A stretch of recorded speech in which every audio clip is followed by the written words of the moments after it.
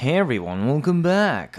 Okay, so this is a tentative theorycraft video. We actually tested this on stream yesterday, and it should definitely work once Veilbreaker drops. Unfortunately, the primetime after my stream from yesterday also revealed which augments DE is reworking and Oberon's Hallowed Reckoning. The highlight of today is one of them. Depending on how they buff, nerf, or alter it, will determine if this still works, because the reason why what I'm showing you today even works is due to an interaction rather than a big or small number. So keep in mind this theorycraft may change as a result of Veilbreaker, or even break completely. Oberon has always been considered useless for Steel Path because his key feature, the armor strip on his 4, does not take into account the bonus armor modifiers of plus 150%. His armor and health buff scaling from his 3 combined with his 2 also fell behind the amount of firepower Steel Path enemies can put into you. While I don't believe he is useless, I did feel his performance lacking since he didn't have proper CC and offensive firepower without relying on single target bugs like Smite and Mila's Quanta, and Smite is even as Helminth, meaning Smite based single target nukes can be done on any frame. All enemies on Steel Path have 2.5 times higher armor than normal for their actual level scaling. This means Oberon specifically, and only Oberon because no other frame has this problem, needs 2.5 times more strength than normal to achieve 100% armor strip in a single cast on Steel Path. Now how much does he currently need for normal star chart? His base strip is 30%, so he would need 334 strength. This translates to needing 834% strength to instantly full strip on Steel Path, which is obviously impossible. Even half of this, 417, is still prohibitively high and annoying to play with because it guts the rest of his kit. Why half? Because up to today, all ability-based armor strips are multiplicative, except Oberon. So while a frame that strips 50% armor would need to cast that 7 times to round down to 0 armor, Oberon only has to cast a 50% twice.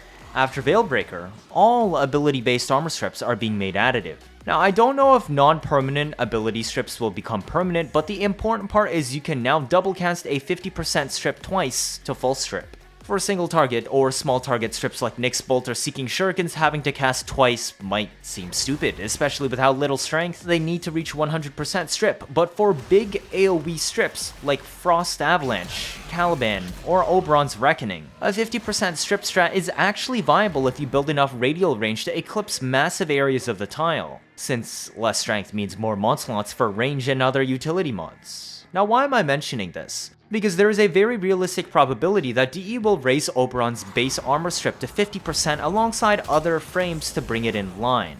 Besides Pillage, but Pillage is unique also.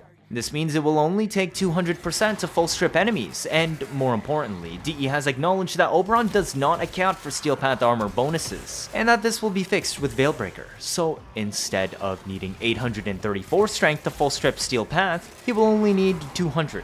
He finally has a source of consistent offensive firepower, because his 4 actually does respectable damage, and more importantly, his 4's augment has quadratic scaling. What is quadratic scaling? It's when damage scales with the square of enemies present, or damage equals number of enemies squared. But why does this happen? It works similar to grouping setups with Amalgam Argonac and Gas Daggers. Amalgam Argonac makes all dagger damage strip armor, including dots, unlike Shattering Impact. So if you pick Gas, it creates an armor strip aura that not only strips armor of the enemy you hit, but everything else around it. If you bunch them all up, then hitting all 3 enemies at once will make 3 clouds that all overlap with each other, meaning each enemy is getting hit by the other 2 clouds surrounding them. You produce 9 damage instances this way, hence 3 squared, or quadratic scaling. This makes the armor strip with Amalgam Argonac insanely fast, and once the armor strip finishes, the quadratic scaling damage of the gas clouds themselves annihilate enemies. This is why gas daggers with the Argonac are so strong. Hallowed Reckoning works in a similar way. The mod states it applies 150 damage per second for 10 seconds upon casting your 4 on enemies. This is misleading. It does not apply a dot to the enemy. Instead, it creates a dot zone underneath the enemy at point of cast. What do you think happens if you group all the enemies up before casting your 4? Now, these three enemies are all overlapping each other with their zones. They each take hits from their own zone as well as the zones of the two adjacent enemies. You effectively have 9 zones ticking away at enemies, even though that there are only 3 because they are all overlapping. This is in direct contrast to what normally happens when enemies are spread out.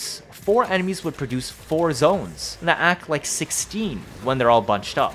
That's pretty much it. Instead of looking at how much damage we inflict to a single enemy, we look at the total damage applied in the setup. 1 enemy causes 1x damage, 2 enemies produces 4 times damage, 3 enemies produce 9 times, 4 causes 16 times, hence quadratic scaling. Now, this is unique to Hallowed Reckoning because it is the only ability in the game that simultaneously creates an AoE on each individual enemy within hit range on cast. All other sources of quadratic scaling are non-ability based. But this is not all that's going on. The damage I'm doing here doesn't look impressive, right? Now, watch what happens when I knock them down and cast Reckoning again. Keep in mind, Reckoning only strips armor when used over grass, Oberon's too. That's another reason why pre-Veilbreaker this build isn't that practical yet, since you need a fair amount of strength that detracts from building range. Okay, so notice how we're doing way more damage, as in you can actually see the health bar moving. What is happening here? This has to do with how the physics engine treats hitboxes when enemies are ragdolled. I previously covered this topic in my Ambassador video long ago, but basically enemies are normally only hit once by your weapon, or ability, or whatever. The damage is calculated based on the body part it hit and any applicable body part multipliers, like a headshot. When an enemy is ragdolled, each part of its body has its own hitbox that is now considered a separate entity. Instead of only being able to hit one hitbox per attack, you can now hit all of them. But how can you do this with a single target weapon? You can't, unless it has an AoE on it.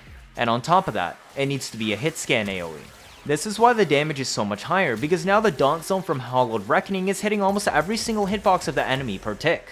This is also why even though the damage numbers on the screen are tiny, like double digits, the health of these level 165 gunners are still visibly going down because the sheer amount of damage numbers are overflowing what the UI can display, and is removing them from the screen so more numbers can appear. I don't know how many hitboxes humanoids have, but as a minimum, we know humanoids have a distinct leg, arm, lower and upper torso, and head hitbox. Obviously, legs and arms are paired, so this means humanoids have at least 7 distinct hitboxes. And since they are ragdolled, this means they are taking at least 7 times more damage, which is on top of, and multiplicative to, the quadratic scaling of Hallowed Reckoning zones already.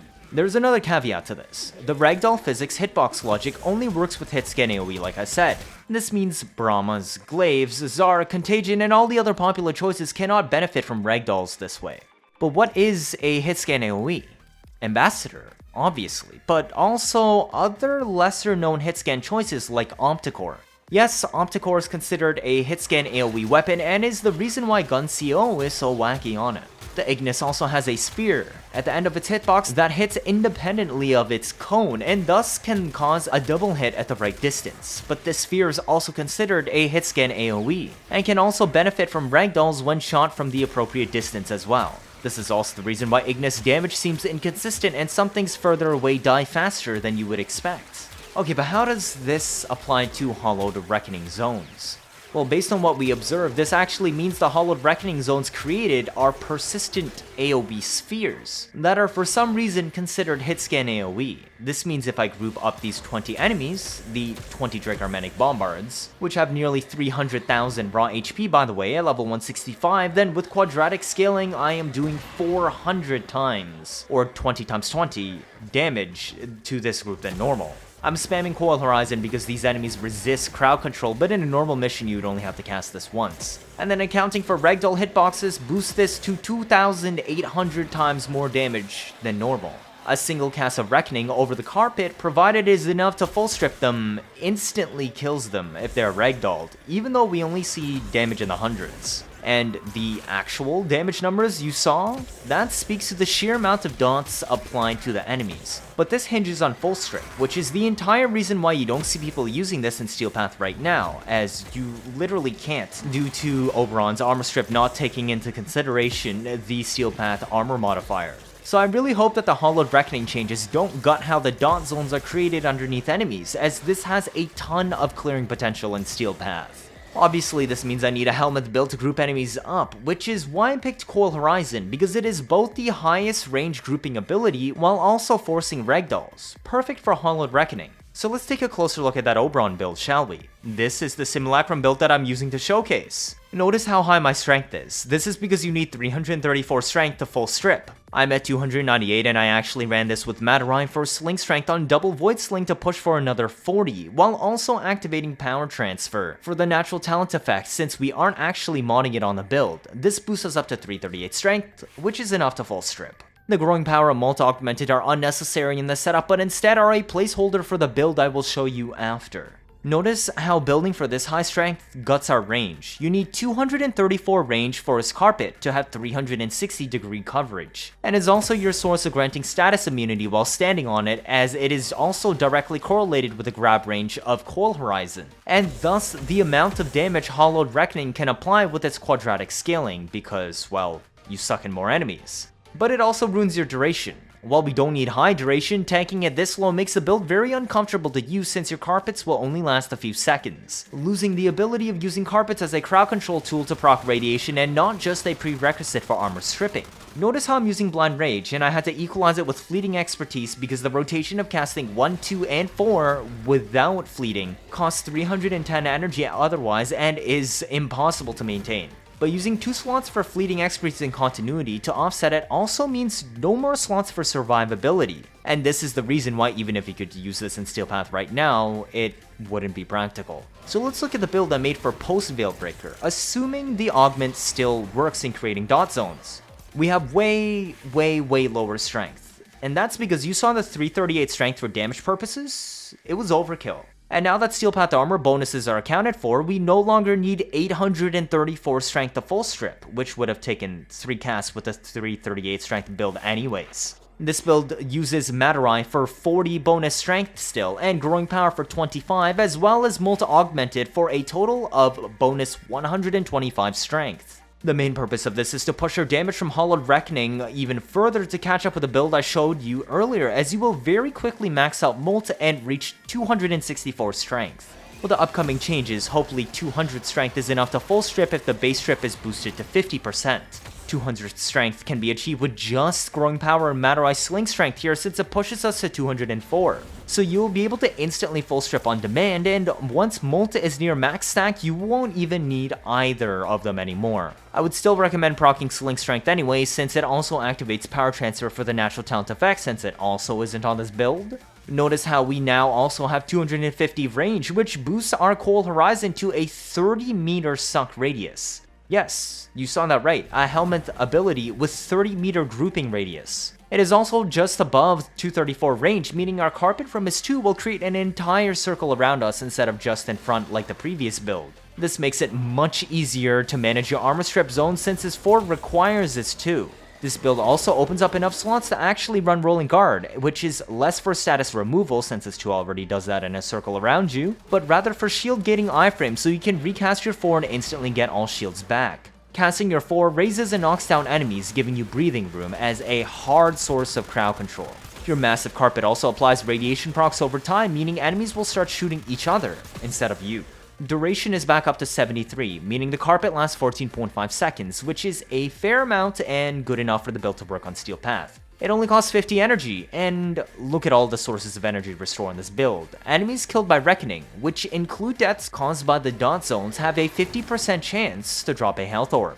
We have Equilibrium on the build, so every health orb collected will be converted at 110% efficiency to energy. We also have Arcane Energize. I don't think I need to explain that one. I'm also bringing a Panzer for infinite cat limes via Martyr Symbiosis and Panzer Devolution, and I guess free viral procs from Viral Quills, which will easily spread across the room to proc Pet Assist for Synth Deconstruct. But most importantly, Synth Fiber here lets you pick up health orbs even when at full HP, and this is important because not only will it let you pick up the health orbs produced by Synth Deconstruct, but also the sheer amount of health orbs produced by Reckoning's passive when the augment kills enemies. The rest of the kit is standard, though I would say Primed Animal Instinct and Fetch are essential here for finding where enemy spawns are densest and sucking up orbs to fuel your massive energy usage even at 100 efficiency.